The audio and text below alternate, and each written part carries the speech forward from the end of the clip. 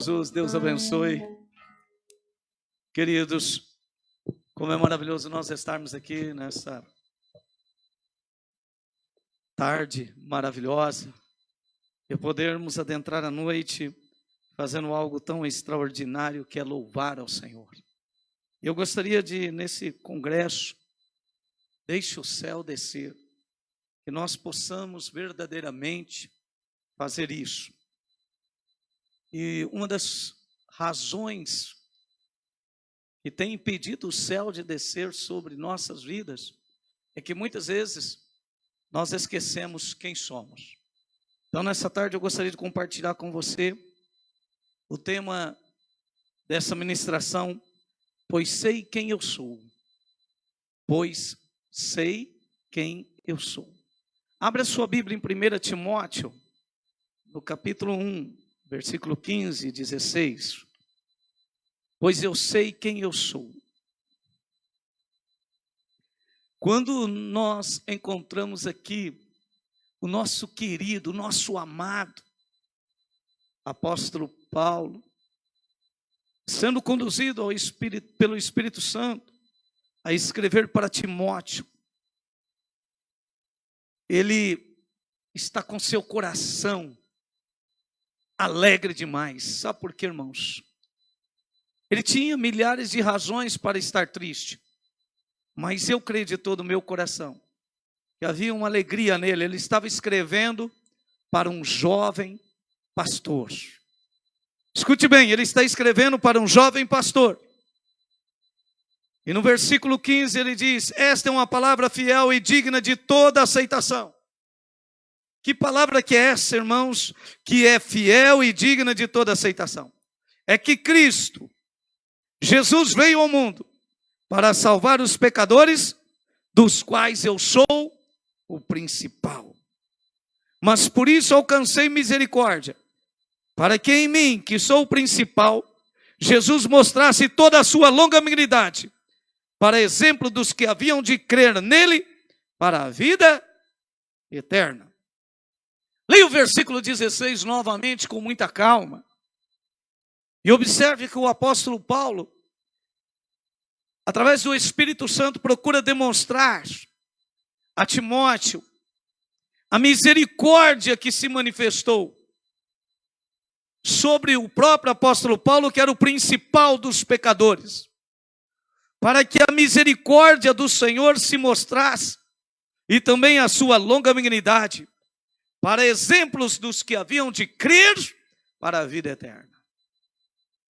Põe a mão aí no ombrinho do seu irmão e diga: você é um exemplo para aqueles que hão de herdar a vida eterna. Aleluia. Quem é salvo, diga glória a Deus. Diga aleluia. Irmãos, olha que palavra tremenda. E nós vamos observar algo, irmãos. Eu gostaria, talvez você viu nesses dias um vídeo, eu achei muito interessante desde a primeira vez que eu o assisti. Muito interessante. Preste muita atenção, porque eu e você devemos saber quem somos. Vamos assistir? Se for possível agora. Isso. Então, queridos, quando nós temos essa conscientização de quem eu sou, isso é fundamental na vida cristã. Porque Paulo, ele poderia ter 1001 razões, quando ele conheceu a verdade, para ser um homem frustrado para o resto da vida. Ele poderia ser um homem como muitos de nós, carregando aí traumas, carregando tantas desculpas, carregando tantas doenças emocionais. Mas quando nós olhamos para Paulo, nós encontramos um homem que descobriu quem ele era. Isso é muito importante, porque a palavra do Senhor diz que Paulo é aquele homem que chega a dizer assim, que ele não sabia dizer com certeza se porventura ele foi levado em carne ou em espírito, mas que ele foi até o terceiro céu. Não sabe se o céu então desceu ou se ele subiu, mas ele sabe que ele chegou ao terceiro céu e viu, e ele próprio falou que ele viu e ouviu coisas que não são lícita falar de tão gloriosas que são. Mas eu gostaria que você assistisse agora esse vídeo. Podemos assistir? Cena atentamente. Veja enquanto o inseto caminha de um lado para o outro no penhasco. Ao longe, o passarinho atento está observando, esperando o momento certo para fazer o seu ataque e capturar a sua presa. O inseto caminha de um lado para o outro. Chegou a hora. O passarinho voa em direção ao inseto, certo de que a refeição daquele dia estava garantida. De repente, não era um inseto. Era apenas a cauda de uma serpente, camuflada, fingindo ser um inseto, para então capturar a sua presa. O predador virou presa, e é exatamente assim que acontece com aqueles que brincam com a tentação. Satanás camufla suas tentações, faz parecer atraente, bonita, e quando o jovem iludido imagina que está a caminho da felicidade, Satanás desfere o seu golpe mortal. Cuidado, jovens, não se deixem enganar pelas artimanhas de Satanás. Há caminho que para o homem parece direito, mas o fim dele são caminhos de morte. Se você pode, passe novamente, que eu achei tão interessante, irmão, que eu comecei a assistir algumas vezes. Volta aí, se for possível. Exatamente. Observe esta cena atentamente. Veja enquanto o inseto caminha de um lado para o outro no penhasco. Ao longe, o passarinho atento está observando, esperando o momento certo para fazer o seu ataque e capturar a sua presa. O inseto caminha de um lado para o outro. Chegou a hora. O passarinho voa em direção ao inseto, certo de que a refeição daquele dia estava garantida. De repente, não era um inseto.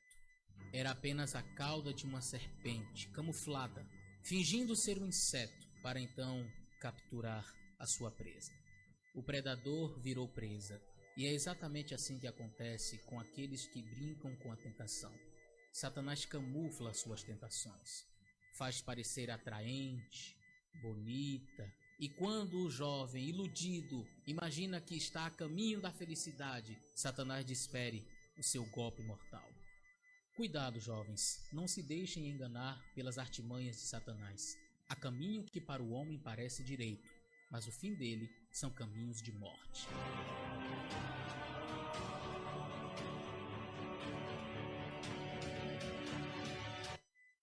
Sabe o que me chamou muita atenção?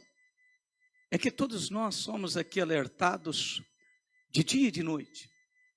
Quando nós citamos 1 Pedro 5,8, quando nós também meditamos, e muito aqui na igreja, sempre citando o Apocalipse, onde a palavra de Deus diz que esse espírito maligno, o diabo, ele anda ao nosso derredor. Não é? E nós vemos que em Apocalipse ele é chamado da antiga serpente.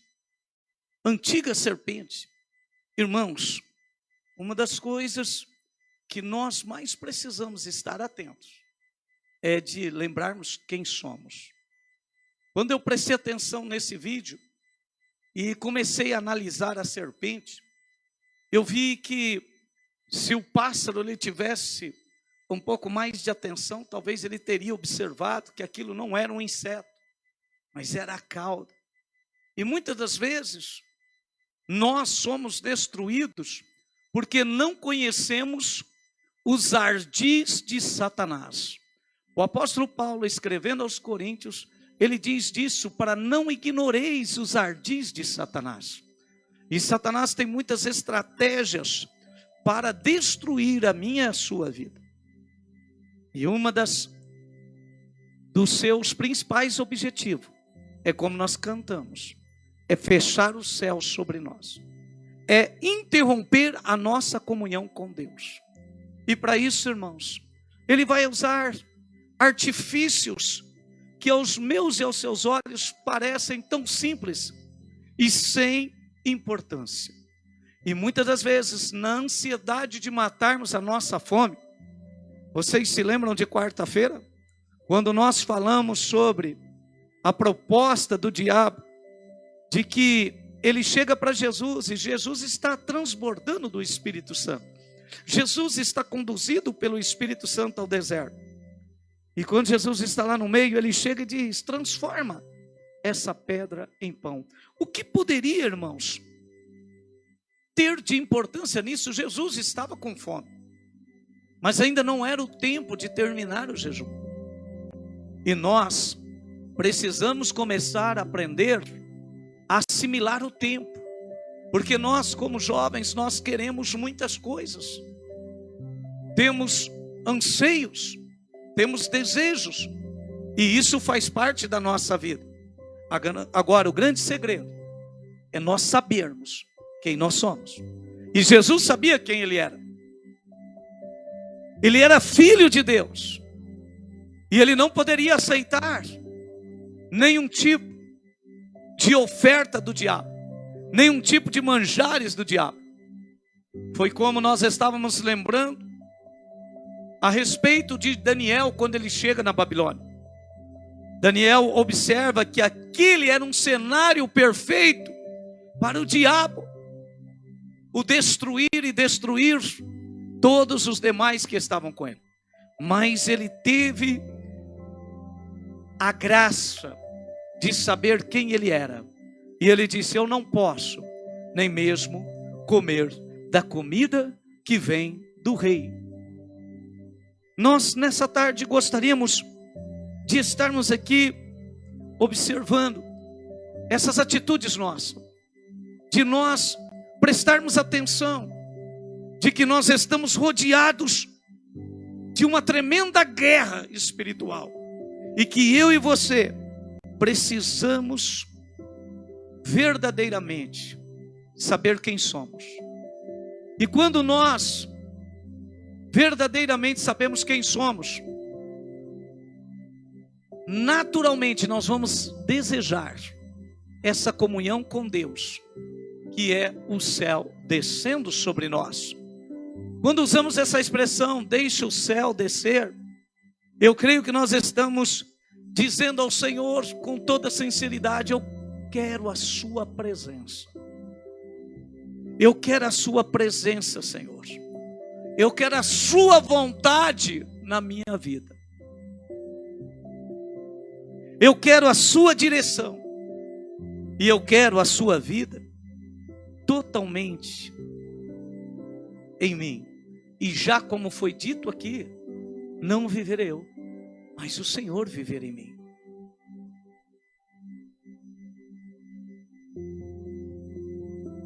Feche seus olhos por um momento. Você pode dizer ao Senhor que desça o céu sobre mim.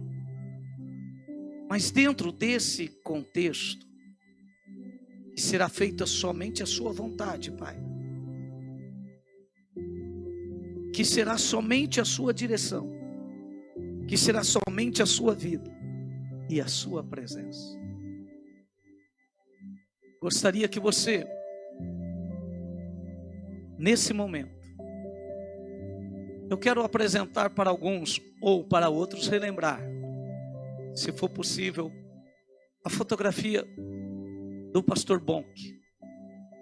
Ele faleceu há alguns meses atrás, está no céu.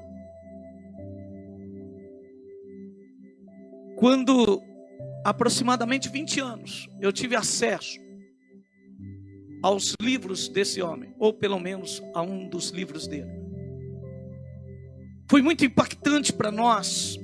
Nós estávamos começando o ministério, e nesse livro, um livro muito bonito, sua capa, as fotos e o conteúdo. E eu nunca imaginava que estaria 2 vezes antes dele morrer no local onde ele estaria dirigindo os cultos.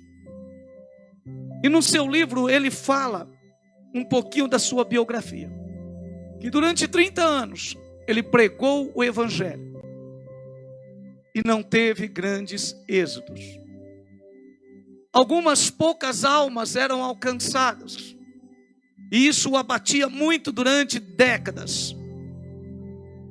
30 anos da sua vida. Mas de repente chegou um dia em que tudo mudou, através dele permitir ser conduzido pelo Senhor. E quando nós olhamos, irmãos, e nós vamos ver umas da talvez centenas ou milhares de multidão que ele reuniu depois de 30 anos. Alguns irmãos vão se lembrar, outros já viram até vídeos, porque nós nunca ouvimos as notícias verdadeiras do quanto que a Nigéria, o próprio Sudão, na África, vários países que Deus o conduziu para que ele reunisse multidões de 1.200.000, 2 milhões e tantas almas, e num só culto houve salvação de mais de 1 milhão de almas, num só dia. E não é uma coisa assim de simplesmente levantar a mão, não, é um trabalho tão extraordinário, que um dia você procure conhecer através do Cefam, que é o trabalho que ele faz.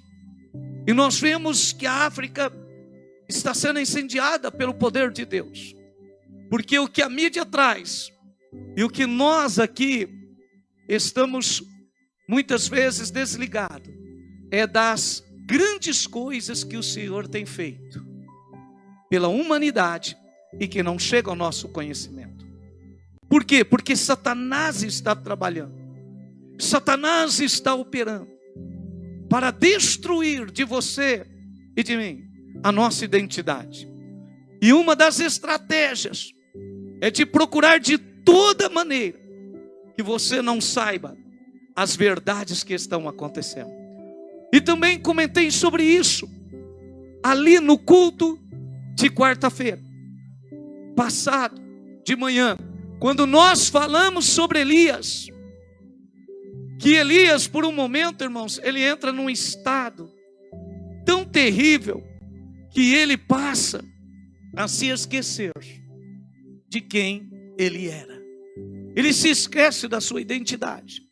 Ele esquece e acha que Deus está perdendo a guerra, a batalha.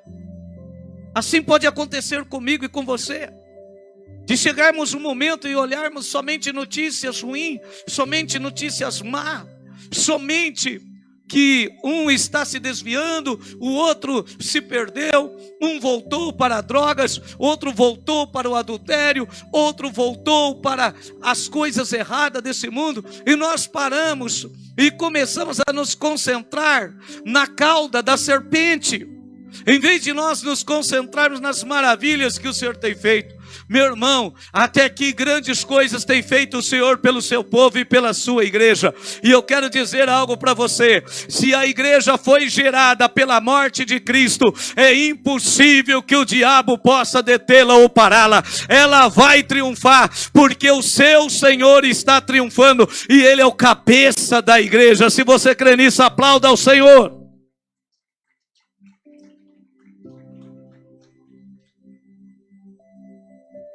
E quando nós olhamos, e precisamos estar sempre conscientes de quem somos.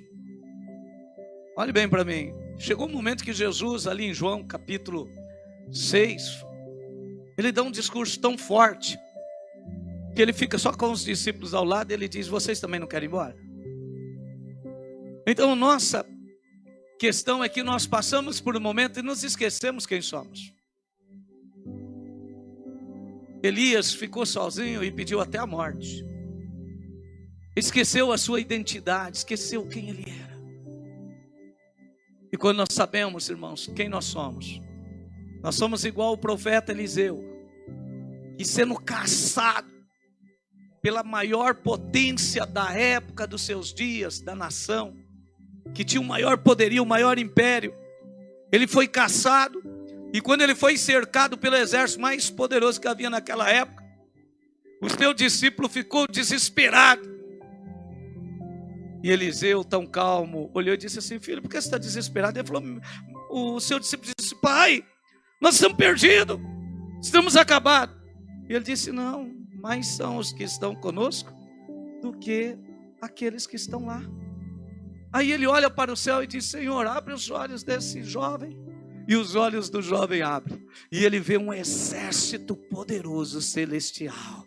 Eu quero dizer para você que nós precisamos ter uma visão muito maior do que aquele pássaro. Nós temos que ter uma visão de águia e enxergarmos o inimigo de longe e sabermos que temos autoridade e poder sobre ele, e podemos, como disse o Senhor, pegarão em serpente, pisarão em escorpião e nenhum mal lhes fará. Assim somos nós, meu querido. Deus te chamou para você ser mais do que vencedor em Cristo. Deus me chamou para isso, e se você crê nisso, dê uma salva de palmas ao Rei. Aleluia, louvado, engrandecido seja o Senhor. O Senhor é contigo. Você aceitou Ele, você entregou a Ele.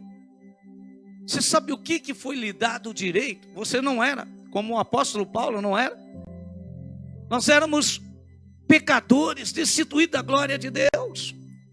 Mas o Senhor, e você sabe disso, e você está sendo doutrinado, ensinado, motivado a pregar isso de dia e de noite. Foi lhe dado o poder de ser filho de Deus. Nós não éramos, mas nos tornamos. Somos. Agora, como filhos de Deus, eu gostaria que você pudesse responder algumas perguntas. Primeiro, o que você espera realmente da sua vida? Bonk esperou 30 anos.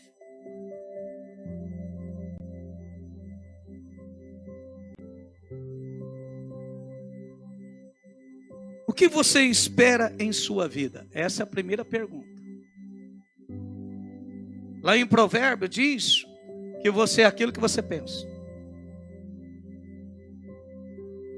Eu cheguei na igreja com 16, 17 anos, irmãos. Eita Deus da glória.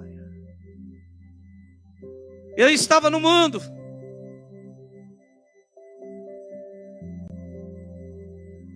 E vim para Jesus, meu irmão do céu. Eita Deus da glória. E quando eu cheguei na igreja, eu encontrei o céu. Como disse a irmã Roberta, há 15 dias atrás. Se o Senhor não tivesse salvado ela.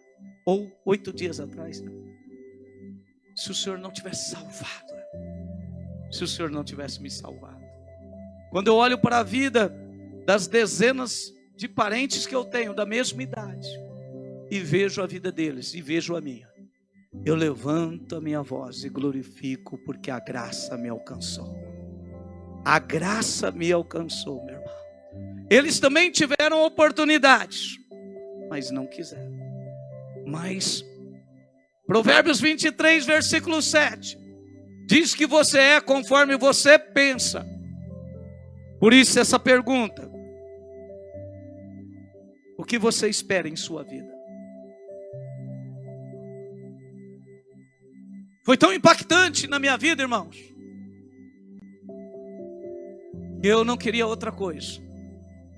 Mesmo com todos os problemas na igreja, mesmo sendo um jovem no meio de uma mocidade, irmãos, no meio de uma mocidade cheia de todo tipo de fogo, você pensava.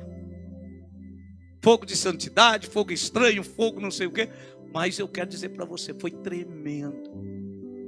Foi a melhor coisa que podia acontecer na minha vida, estar ali. E o meu pensamento começou a mudar. E aquilo que eu trouxe do mundo, eu precisei jogar fora. E comecei a pensar nas coisas que são do alto.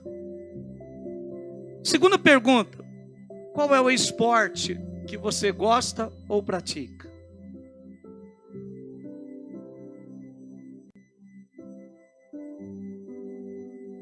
Pensa aí. Terceira pergunta: onde você sonha em ir conhecer? Onde você sonha em ir conhecer?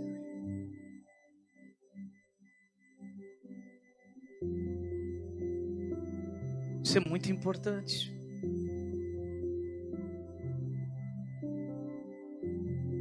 Vamos para a próxima pergunta: qual é a sua profissão? Qual será a sua profissão?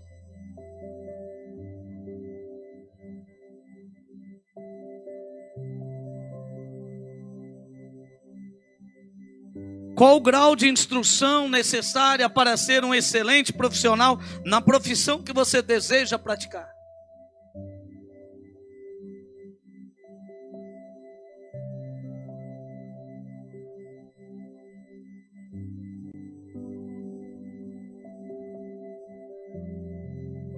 Vamos para a próxima. Até quanto deseja viver na casa de seus pais?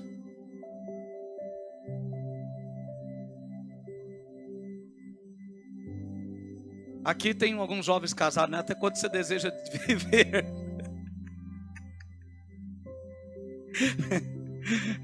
E aí?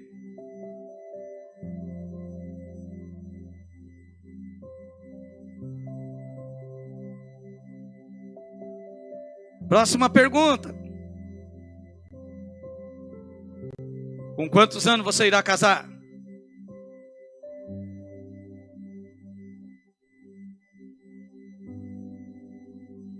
Próxima pergunta: quantos filhos deseja ter?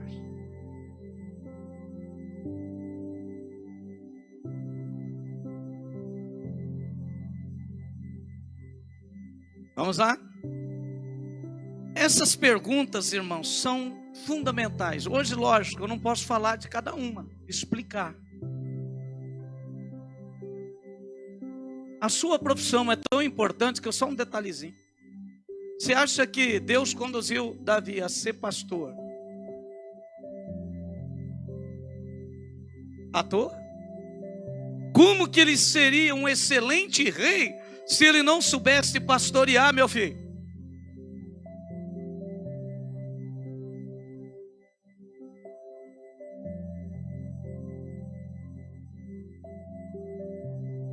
Você sabe que a diferença entre Davi e Saul já começa aí, né?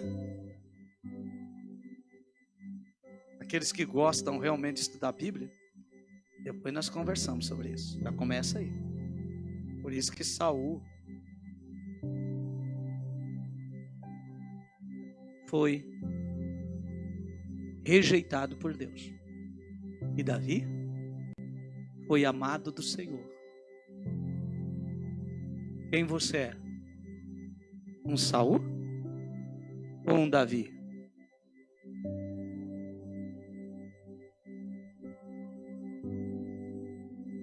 Essas perguntas todas que foram feitas, quero lhe perguntar algo.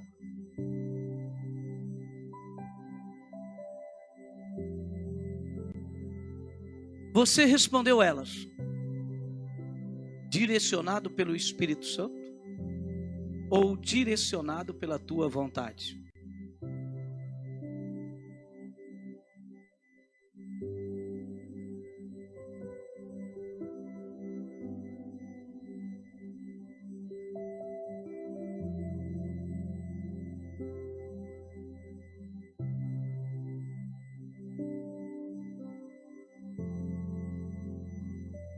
Leia Romanos 8,14.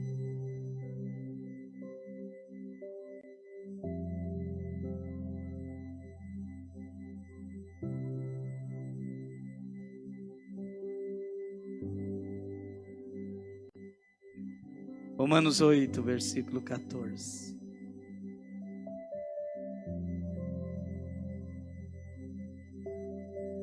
Porque todos os que são guiados pelo Espírito de Deus, esses são filhos de Deus.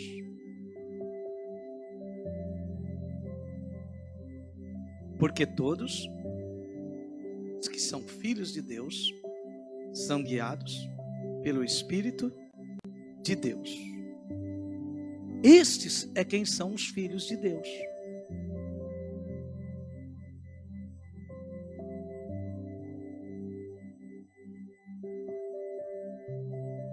Quando eu vi a história de Bonk, nas concentrações que ele fez, e nós estávamos nos cultos que eu falei para você, num dele ele contou o testemunho dele. Irmãos do céu, como é tremendo ser guiado pelo Espírito de Deus. Um dia, se nós pudermos, nós vamos compartilhar. Só que ele foi ungido, recebeu a bênção de Deus. Uma pessoa orou por ele, o abençoou assim que ele saiu da formação teológica para ser pastor. E durante 30 anos, esse homem paga um preço de não viver os seus sonhos, mas viver os preparativos para os sonhos que estavam no coração de Deus. Agora, quero colocar diante de você outras interrogações.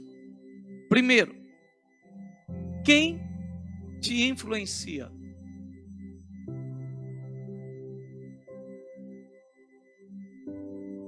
Quem é o grande influenciador da sua vida?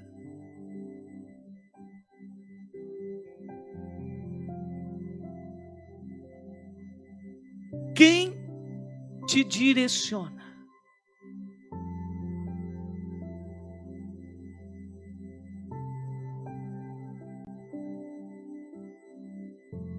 Quem te ensina?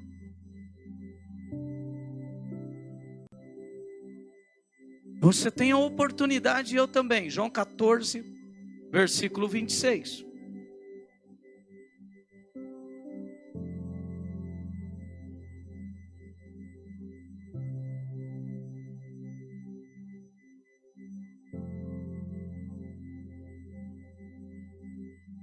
Mas quando vier o Consolador, que eu da parte do Pai vos hei de enviar, aquele Espírito da verdade que procede do Pai, ele testificará de mim mesmo.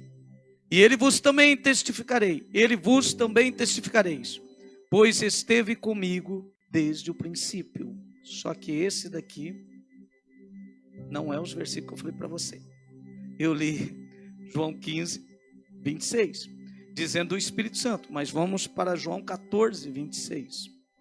Mas aquele Espírito, o Espírito Santo, que o Pai enviará em meu nome, esse vos ensinará todas as coisas, e vos fará lembrar de tudo quanto vos tenho dito. Irmão, quem te influencia?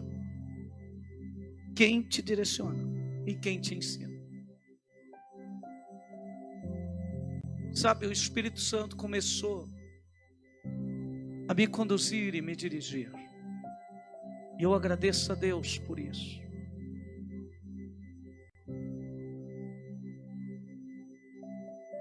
Até o meu vocabulário mudou de quando eu vim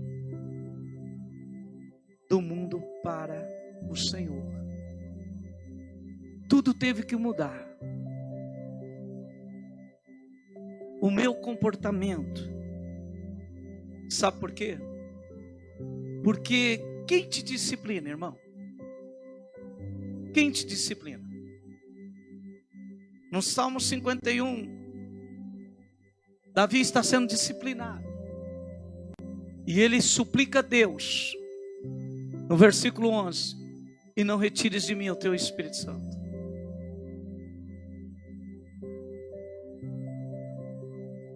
Quem te disciplina?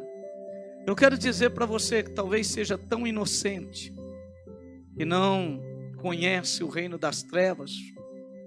Lá, há disciplina e correção e terríveis. Agora a Bíblia diz que também no reino da luz tem disciplina e correção. E o próprio Senhor diz que Ele corrige aquele que Ele ama. Quem te disciplina?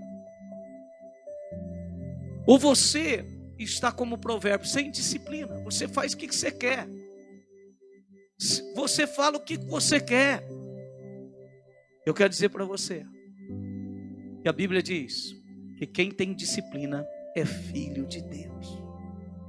Quem te fortalece? Aqui entra uma pergunta: quem te fortalece? São as suas avarezas? As suas avarezas, o amor pelas coisas materiais, o amor pelos teus sonhos, ou é o Espírito de Deus que te fortalece? O Espírito do Senhor. A alegria que você causa ao coração de Deus é a tua força, a minha força, a nossa força. Quem é que te consola nos momentos mais difíceis? Tem muita gente decepcionado com a igreja, com os irmãos, com o pastor, com a pastora, porque esperam ser consolados por nós e não dão lugar ao Espírito de Deus. Quem pode estar realmente com você em todo o tempo? Lê comigo em João 14:15. Se me amares, guardareis os meus mandamentos. E eu rogarei ao Pai, Ele vos dará outro Consolador, para que fique convosco para sempre.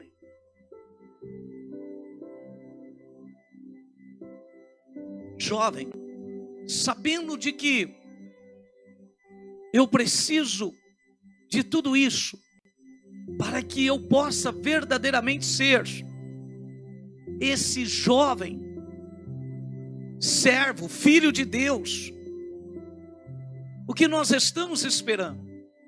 Olha, uma das coisas que aconteceu na minha conversão foi quando eu cheguei na igreja, o que eu mais ouvia era Eclesiastes capítulo 12, versículo 1. Lê comigo aí.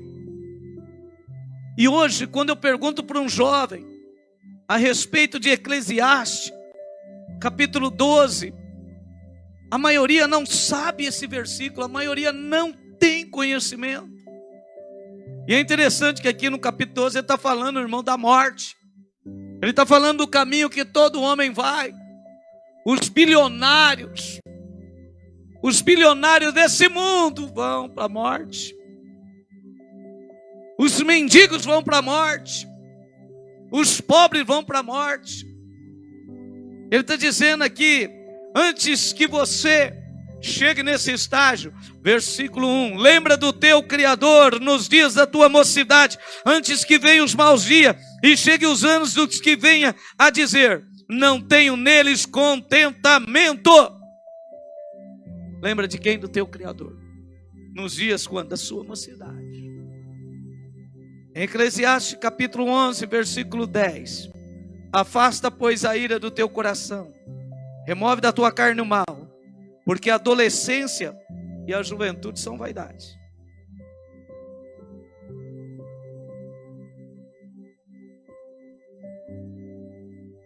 Se você for conduzido pelo Espírito Santo, primeira coisa, você vai lembrar do teu Criador. Segundo, sabe o que Ele vai fazer? Ele vai te dar a visão, para que não aconteça o que aconteceu com o passarinho. Joel capítulo 2, versículo 28. Ele vai te dar uma visão correta. A serpente tentou de toda maneira pegar Jesus. Até o próprio povo chegava e dizia, Senhor, cuidado que é uma cilada. E Jesus, cheio do Espírito Santo, também sabia disso, estava visualizando, ele via o diabo. Em Joel capítulo 2, no versículo 28, vossos jovens terão visões.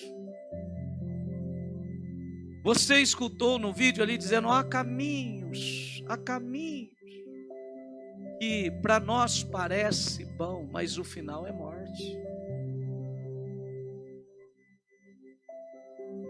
Se você realmente for conduzido pelo Espírito Santo, 1 Coríntios, capítulo 7.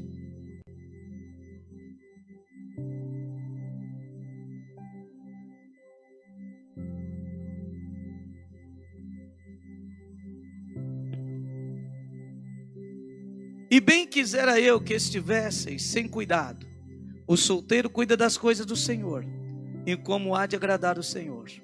Mas o que é casado cuida das coisas do mundo, em como há de agradar a mulher. Jovem, o Senhor é chamado, o Senhor te chama para você cuidar das coisas dele. E foi uma das coisas que aconteceu quando o Senhor nos chamou. Graças a Deus o Mateus pôde conhecer um pouquinho da nossa história quando jovem.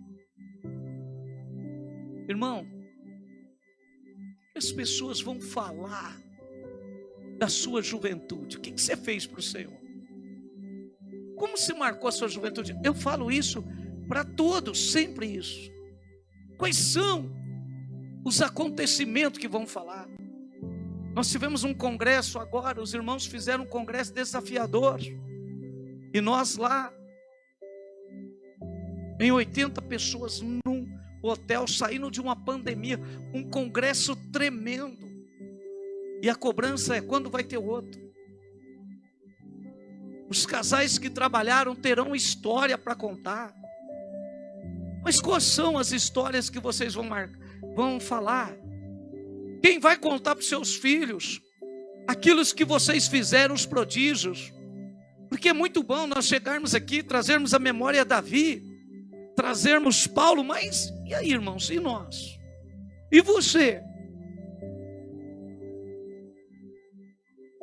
Tem muitos filhos do diabo que estão marcando a história aí. E muitos são aqueles que você segue, que você imita, que você corta o cabelo, que você usa roupa igual. E eles estão fazendo festa.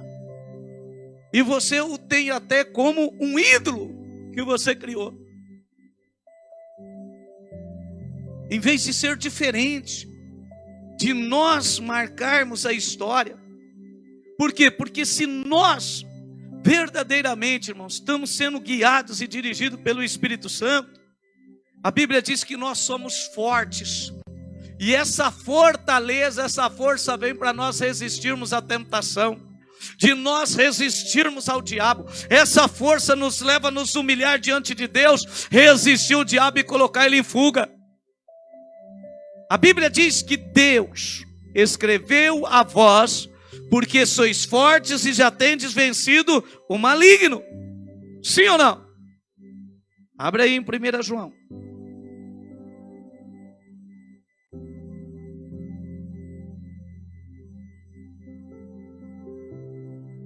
Primeira João, capítulo 2,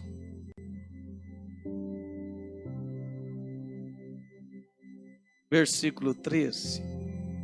Vamos ler a parte B. Jovem, escrevo-vos, porque venceste o maligno, vencestes a serpente. Vá para o versículo 14 agora.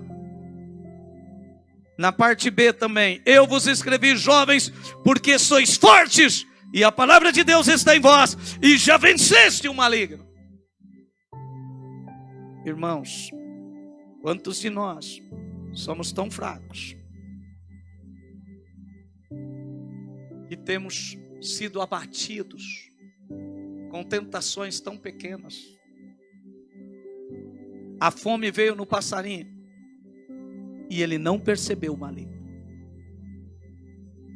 Olha como Deus é maravilhoso. Um homem 30 anos lutando contra todas as adversidades dentro dele e esperando no Senhor o tempo de Deus para viver os seus sonhos, para ver uma grande colheita de almas e mudar gerações. Ele morreu, mas antes da morte dele, pregando para nós, ele dizia: talvez seja a última das reuniões que eu participo convosco, por isso eu quero orar sobre vós. E orou sobre nós. Irmãos, se você é dirigido pelo Espírito Santo, vá para 1 Timóteo 4,12. 1 Timóteo 4,12. Onde o Mateus citou a respeito de que nós temos ensinado vocês a procurar ser um exemplo para os mais velhos. 1 Timóteo 4,12. Ninguém despreze a tua mocidade, mas seu exemplo dos fiéis, dos anciões, aonde na palavra, no trato, no amor, no espírito, na fé e na pureza. Persiste em ler, exortar e ensinar até que eu vá. E está dizendo para um jovem, dirigido e conduzido pelo Espírito Santo. E sabe por que nós precisamos disso? Porque nós estamos diante de uma geração, irmãos. Diga comigo, uma maravilhosa geração. Uma tremenda geração. Porque essa geração que está aí foi criada por Deus. E Deus espera que nós venhamos a olhar para ela e ter a visão que Jesus tinha das gerações. Mateus capítulo 9.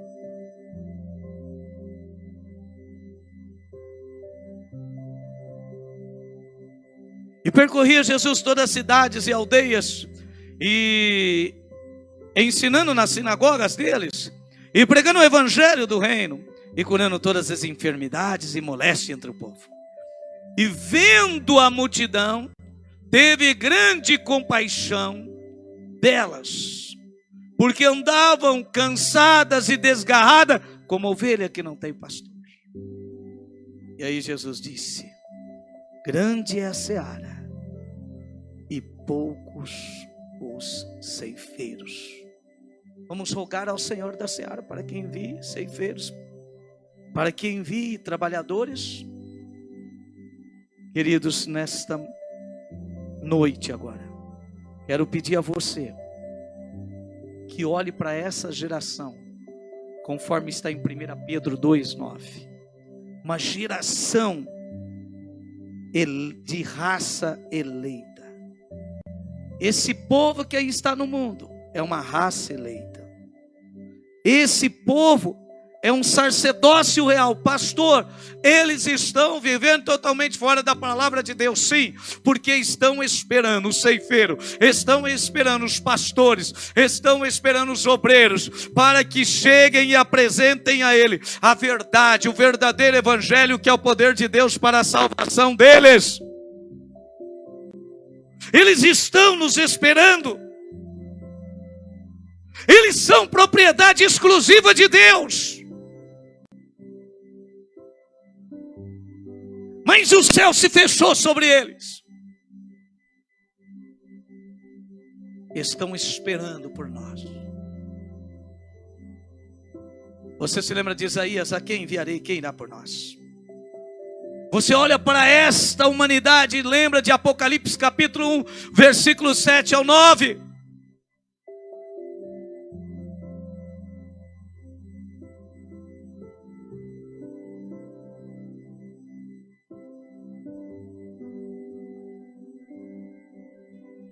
Eis que vem com as nuvens, e todo olho verá, até mesmo os que traspassaram, e todas as tribos da terra se lamentarão sobre ele. Sim, amém.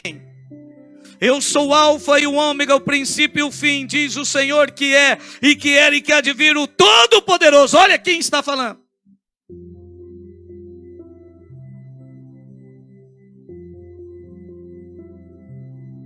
Vá para o versículo 6. E é ele que nos fez reis e sacerdote para Deus seu Pai. A ele glória para todos sempre. Amém.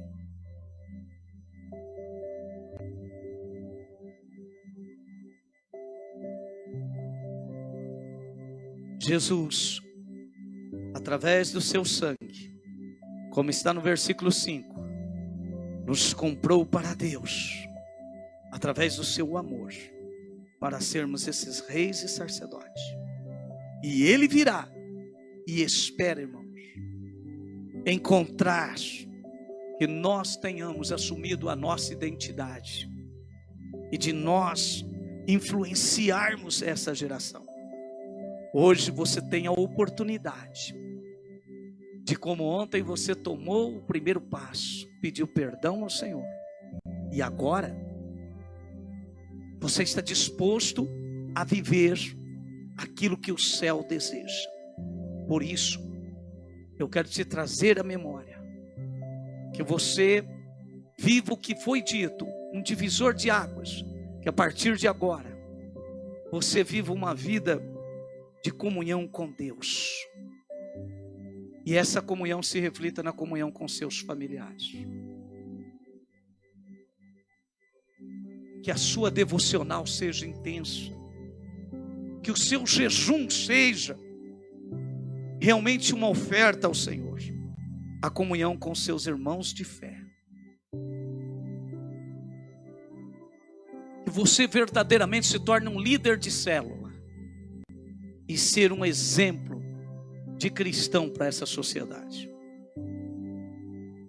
Eu gostaria que você se colocasse sobre seus pés, se for possível.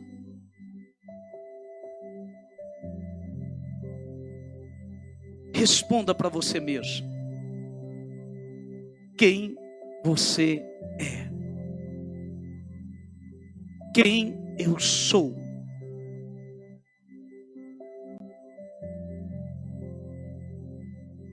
Põe as mãos sobre seu coração, feche seus olhos. Responda para você mesmo. Quem você é?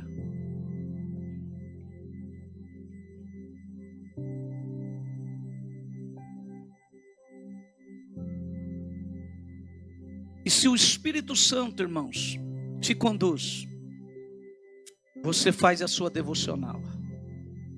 Agora abre seus olhos aqui. Todos os dias, eu leio várias devocionais de irmãos que me mandam. Eles começaram lá em Gênesis, uns já estão em Isaías, e todos os dias eles me mandam. Outros estão em Salmos, outros estão em Jó, outros estão em outros livros. Todos os dias. Você não sabe disso. Porque você só ouve notícias ruins. Tem pessoas que estão valorizando a sua devocional. A comunhão com seus familiares, como está, irmão? E deixa de hipocrisia e vamos lá, como que está? A Bíblia diz que é mentira dizer que ama a Deus e não ama o seu próximo. Não tem ninguém mais próximo do que os seus familiares. A sua comunhão com seus irmãos de fé. Quando nós começamos o congresso, eu vi que estava faltando uma pessoa aqui, pelo menos. Eu corri, mandei uma mensagem. Falei, estamos aqui já, meu filho, cadê você? Você quer que Deus lembre de você, eu quero que Deus lembre de mim. Mas de quem nós temos lembrado? Cuidado com essa praga chamada avareza. Como está a sua célula? Eu quero bem dizer ao Senhor, a célula onde eu estou frequentando tem que se multiplicar pelo menos em 3 até janeiro. Até dia 1º de janeiro tem que multiplicar em 3. Não tem condições de ter tanto homem lá naquele lugar. Como está o meu testemunho aí? Para a sociedade. Como está o meu testemunho? As pessoas estão olhando para mim como?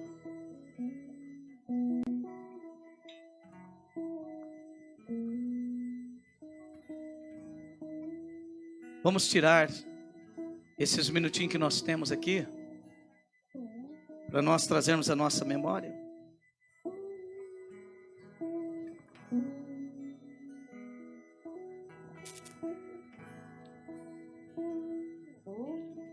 Temos um ano todo para frente, para mostrarmos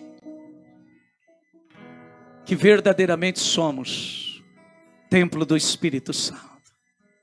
E somos filhos de Deus.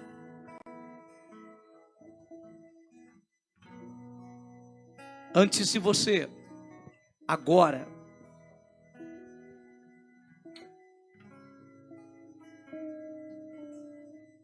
entregarmos esse período ao Senhor, eu gostaria que você assistisse mais um vídeo, para nós encerrarmos.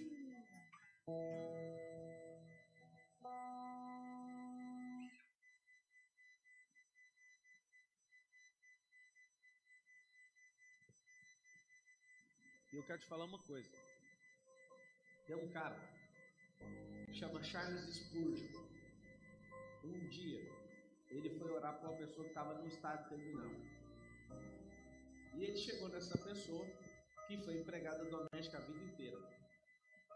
Ela tinha um quadro do lado da cama que ela estava. Ele deu o quadro e estava terminando de orar com ela e falava assim: por que você vive uma vida dessa? Ela falou: porque é o que a vida me deu. Era uma vida de miséria. Era uma vida de miséria. Aí ele falou: você sabe o que está escrito naquele quadro ali? Isso é uma história verídica. Ela falou: não, foi meu ex-patrão que me deu essa folha. Eu achei tão bonito que eu mandei colocar uma moldura e preguei na parede. Aí ele falou: minha senhora, eu tenho que te contar uma coisa. Aqui ele chama testamento. E ele tem várias terras. Ele te deu fazendas, ele não tinha nenhum parente, ele colocou você no testamento dele. A história é real. Passou poucos minutos e ela morreu. Imagina se a pessoa morreu ao vivo. Você riu, mas é essa pessoa. Que a Bíblia tem 33 mil versículos, 8 mil promessas, você não sacou nem duas. E eu fico só esperando a hora que você dá a risada. É só o que você estava falando. Imagina você viver uma vida ignorando tudo que Deus falou que você pode fazer. Imagina você vivendo uma vida ignorando o testamento, o velho e o novo, o antigo e o novo. Imagina você ignorando o que ele escreveu acerca da pessoa que você é, da sua identidade, do seu propósito, daquilo que você tinha que fazer, do governo que você tinha que exercer na terra. Gostaria de convidar você a vir aqui à frente e passar mais uma vez esse vídeo. Espera todo mundo chegar aqui. Sabe por quê, irmão? Chega bem aqui na frente. Escuta bem isso daqui. Qual a sua identidade? É isso daí. Irmão, uma das coisas... Chega bem aqui, ó. Chega bem perto do altar. Se vocês fossem na época de Davi, você não podia nem entrar dentro do átrio. Vou dar um conselho para você. Quando começar o culto, esquece banheiro, esquece água. Segura aí, só se for o último momento. Irmão, uma das estratégias do diabo é tirar você da palavra. É te distrair. Não se distraia por nada. Você dentro de uma sinagoga, você seria expulso com 15 minutos. Só a sua postura, a sua maneira de se comportar no culto. Nós precisamos ser crente. Assista de novo, só para você ver. Isso é um testemunho. Aliás, pergunto para você, quem é Spurgeon? Você tem que saber. E saber do seguinte, que Spurgeon teve revelação da palavra. Agora, nós também precisamos buscar. E não viver em cima só do que ele escreveu. Vamos lá? Passem de novo. E eu quero te falar uma coisa. Tem um cara que chama Charles Spurgeon. Um dia, ele foi orar para uma pessoa que estava no estado terminal. E ele chegou nessa pessoa, que foi empregada doméstica a vida inteira. Ela tinha um quadro do lado da cama que ela estava. Ele deu o quadro e estava terminando de orar com ela e falava assim: por que você vive uma vida dessa? Ela falou: porque é o que a vida me deu. Era uma vida de miséria. Era uma vida de miséria. Aí ele falou: você sabe o que está escrito naquele quadro ali? Isso é uma história verídica. Ela falou: não, foi meu ex-patrão que me deu essa folha. Eu achei tão bonito que eu mandei colocar uma moldura e preguei na parede. Aí ele falou: minha senhora, eu tenho que te contar uma coisa. Aqui ele chama testamento. E ele tem várias terras. Ele te deu fazendas, ele não tinha nenhum parente, ele colocou você no testamento dele. A história é real. Passou poucos minutos e ela morreu. Imagina se a pessoa morreu ao vivo.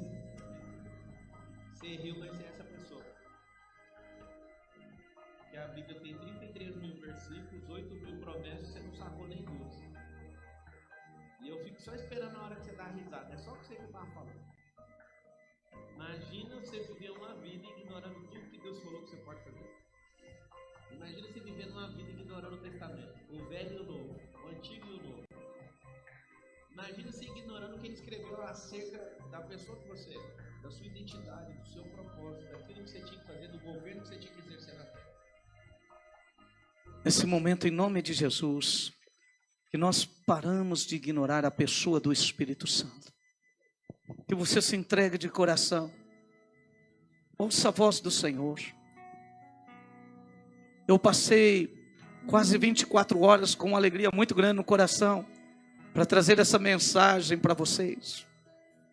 Uma alegria muito grande de saber que o Senhor está fazendo grandes coisas, que o Senhor está falando contigo e o Senhor está dizendo: tu és meu filho e minha filha amada. Tu és meu filho e minha filha amada e eu estou falando contigo. Eu escrevi um Velho e um Novo Testamento para falar da sua vida, para te mostrar o bom e direito caminho. Eu estou te dando oportunidades e oportunidades para que tu vivas uma vida segundo a minha vontade, não a sua. Para que você possa chegar no final e dizer: valeu a pena, valeu a pena, valeu a pena. Como foi maravilhoso andar com o Senhor. Meu querido, Ele não frustra ninguém. Ele é chamado a testemunha fiel.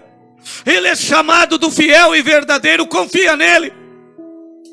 Entrega a tua juventude, entrega a tua vida a Ele. Sim, é uma semeadura caríssima. Se entregue a Ele agora, de corpo, alma e espírito, e o busque de todo o seu coração, de toda a sua alma, de todo o teu ser. Libere todos os espaços dentro de você a Ele.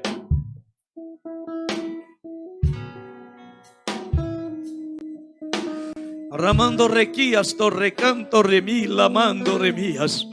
Não perca tempo, permita o Espírito Santo te dirigir. E o Espírito de Deus pairava sobre a terra, porque a terra estava sem forma e vazia. Ei, você, um dia eu estava sem forma e vazia, mas o Espírito de Deus bateu, entrou, e Ele está aí. Permita Ele agir agora. Charamando recanta ramalabashenda remias. Tu recantará mais, tu foste chamado para exercer